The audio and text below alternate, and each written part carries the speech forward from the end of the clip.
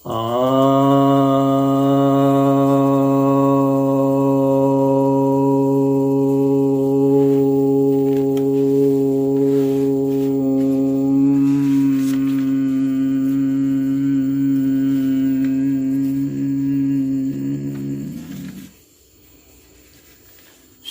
भक्तजनों को सप्रेम नमन। भक्तों, आज मैं आपको प्रश्नोपनिषद के छठे प्रश्न के दूसरे मंत्र के विषय में कुछ बताने जा रहा हूँ। आपको मालूम है यह प्रश्नोपनिषद जो है, यह महर्षि पिपलाद जो है उत्तर दे रहे हैं 6 ऋषियों का, और हर एक ऋषि ने एक एक प्रश्न पूछे हैं। तो एक एक प्रश्न का एक एक अध्याय है। तो यह जो छठा प्रश्न है, अर्थात यह जो छठा अध्याय है प्रश्नोपनिषद का, यह भरद्वाज के पुत्र सुकेशा ने पूछा है। तो पिपलाद जो हैं वे उत्तर दे रहे हैं। 16 कलाओं वाले पुरुष के विषय में पूछा गया है। तो इसमें क्या पिपलाद कह रहे हैं? तस्मै स होवाच इहेवान्तः शरीरे सौम्य स पुरुषो यस्मिनितः षोडशकलाः प्रभवन्तीति। अर्थात उससे आचार्य पिपलाद ने कहा, हे सौम्य, जिसमें इन 16 कलाओं का प्रादुर्भाव होता है वह पुरुष इस शरीर के भीतर ही वर्तमान है। अर्थात 16 कलाएं जो हैं जिससे निकलती हैं, उद्भूत होती हैं, तो वे जो 16 कलाएं जिससे निकलती हैं, पिछली बार भी मैंने बताया था कि कलाओं के विषय में क्या कहा गया है। आगे और भी उसका सूक्ष्मता से वो बताते हैं पिपलाद जी आगे के मंत्र में कि किसको किसको कौन कौन सी कला कहते हैं। वैसे संक्षेप में आप समझिए, 5 तन्मात्रा, 5 ज्ञानेंद्रिय, 5 भौतिक तत्व और जो इंद्रिय है उसमें मन शामिल करते हैं, तो यह 16 हो जाता है। वैसे 16 कलाओं को ऐसे भी कहा जाता है कि प्राण, श्रद्धा, आकाश, वायु, तेज, जल, पृथ्वी, इंद्री, ऐसे भी इसको कैटेगराइज किया गया है। मन, अन्न, वीर्य, तप, मंत्र, कर्म, लोक और नाम, ये भी 16 कलाओं के तहत इस तरह से भी इसको कहा गया है। तो वैदिक शास्त्र में थोड़ी थोड़ी भिन्नता होती है। कहीं पर किसी को एक ग्रुप बना लिया गया, कहीं कहीं पर उसको ग्रुप नहीं बना के अलग अलग भी कह दिया गया है। तो खैर, तो यहाँ पर यह कहा जा रहा है कि जो हम लोग का अंतः शरीर है उसमें यह पुरुष रहता है जो 16 कलाओं को प्रभवः उत्पन्न करता है, प्रादुर्भूत करता है। वैसे तो 16 कलाओं को उत्पन्न करने वाला पुरुष यानी चैतन्य तत्व, यानी आत्मा, यानी शुद्ध आत्मा। अब यहाँ पर एक डिबेट का बहुत बड़ा विषय बनता है। इस पर कई बार बहुत समय से शास्त्रार्थ होते आए हैं कि आखिर मूल तत्व जो है दुनिया में क्या है। तो जैसे कि कुछ लोग यह मानते हैं कि शुद्ध चेतन तत्व है, और कुछ मानते हैं कि जड़ तत्व है। तो चेतन तत्व मानते हैं कि कारण है और जड़ तत्व कार्य है। अब यह एक बहुत बड़ा दार्शनिक प्रश्न खड़ा हो जाता है कि यह जड़ तथा आकार तत्व ये आया कहाँ से, इसकी उत्पत्ति कैसे हुई, या ये सदा से है, ऐसे ही है। तो फिर आत्म तत्व का इससे संबंध क्या है? आत्म तत्व इसको प्रभावित कैसे करता है? प्रभावित करता है तो किस तरह से? अगर प्रभावित होता है तो क्या जो शुद्ध आत्म तत्व कहा गया उसमें कोई विकार आता है अथवा नहीं आता है? अगर विकार नहीं आता है उसमें तो प्रभावित कैसे करता है? और अगर प्रभावित करता है तो विकार क्यों नहीं आता है? किस चीज़ से प्रभावित करता है? उसके पास क्या उपकरण है, क्या सिस्टम है प्रभावित करने? ये कुछ लोग कहते हैं कि जड़ तत्व जो है उसमें चैतन्यता नहीं होती, अर्थात उसमें निर्णय लेने की क्षमता नहीं होती। चैतन्यता का मतलब क्या हुआ? एक डिसीजन लेना। तो निर्णय लेने की क्षमता उसमें नहीं होती है, भला बुरा सोचने की क्षमता नहीं होती है। तो उसको कहते हैं कि यह जो है जड़ जो है वह चैतन्य नहीं है। और जो जीवित प्राणी हैं वो जीवित इसलिए हैं क्योंकि वे चैतन्य हैं। जहाँ तक बढ़ने की बात है तो बढ़ने का तो भौतिक पदार्थ भी बढ़ता है और वह भी विभाजित होता है।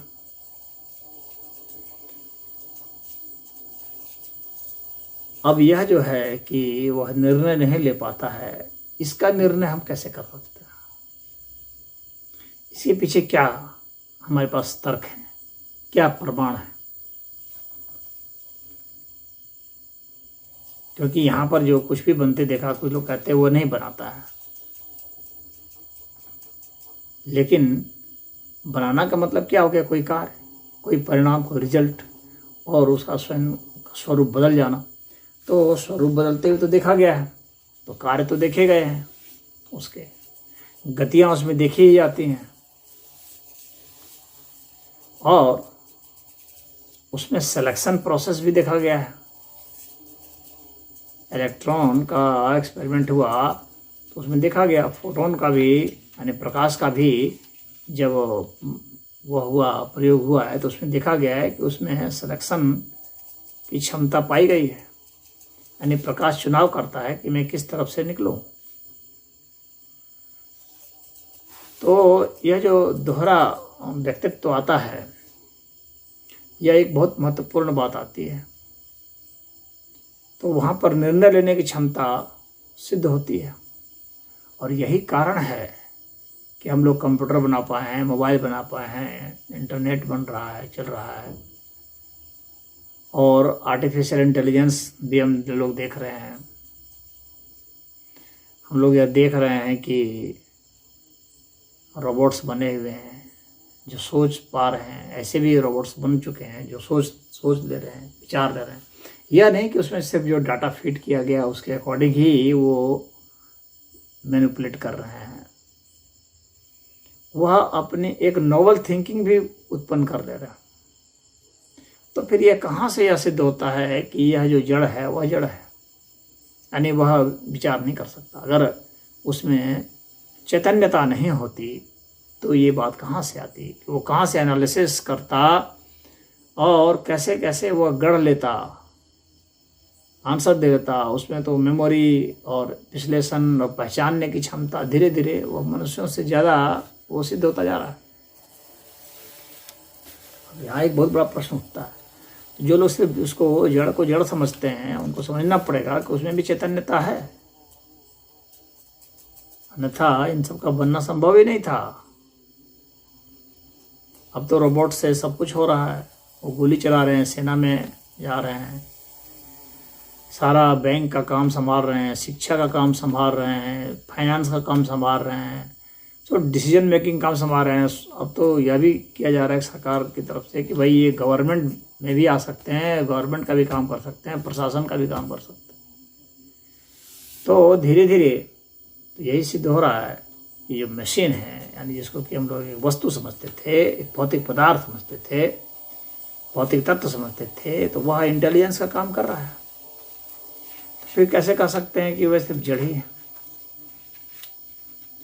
उनका निर्णय लेने की ताकत कहाँ से आ रही है, क्षमता कहाँ से आ रही है? जाहिर है कि वह जो है वह सिर्फ ज्ञेय नहीं है बल्कि ज्ञान उनमें भी है।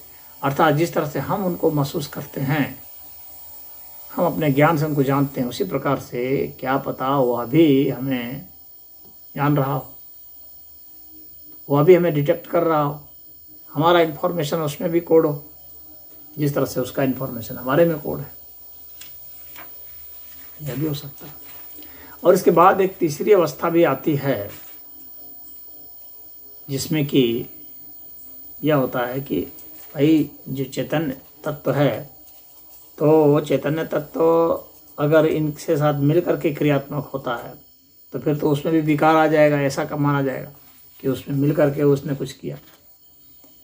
और अगर बिना मिले करता है, मान लीजिए कोई कह सकता है कि भाई इंडक्टिव इफेक्ट के कारण इससे हो रहा है, तो इंडक्टिव इफेक्ट में भी तो कुछ ना कुछ तो ट्रांसफ़र होता ही है,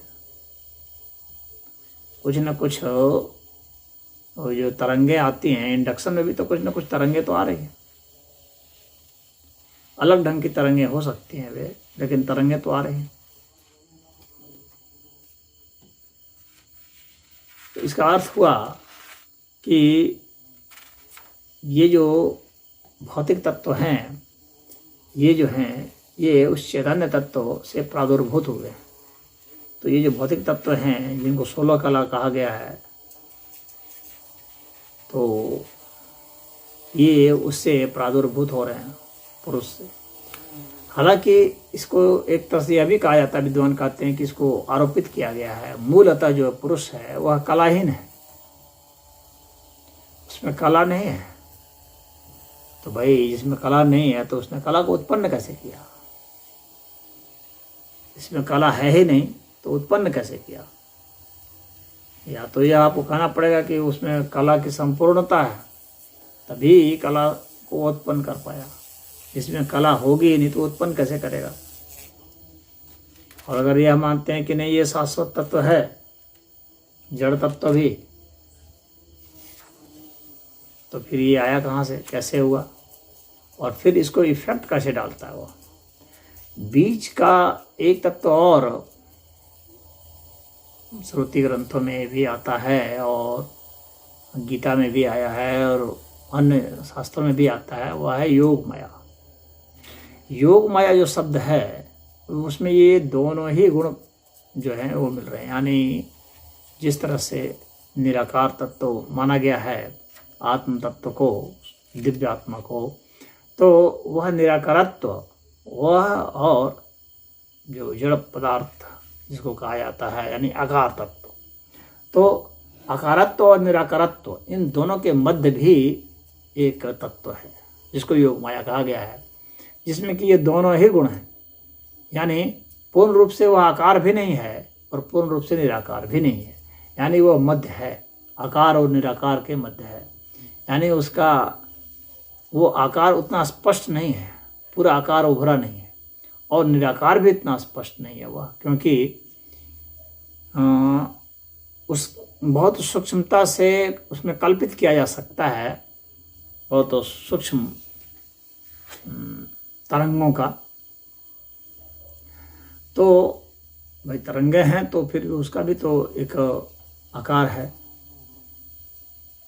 हालांकि बहुत सूक्ष्म आकार है, एक रूप है, एक गुण है। तो कुछ गुण, कुछ उसमें कैरेक्टरिस्टिक्स हैं जिसके कारण जो हम कह सकते हैं कि यह भी एक तत्व है, तो वह योग माया का तत्व, वो मध्य का तत्व हो जाएगा। अब इसके माध्यम से ही जो पुरुष हैं, पुरुष जो है अर्थात जो दिव्य आत्म तत्व है, अर्थात जो शुद्ध आत्म तत्व है, वह योग माया के जरिए इन कलाओं को उत्पन्न करता है, षोडश कला को उत्पन्न करता है, अर्थात ऊर्जा को और पदार्थ को उत्पन्न करता है। वही इस तरह से रूपांतरित होता है। ये जो बीज का जो है योग माया, यही मुख्य चीज सिद्ध होता है। यही रूपांतरित हो करके यह स्थूल भी धारण कर लेता है, आकार की उत्पत्ति कर देता है, कलाओं की उत्पत्ति कर देता है।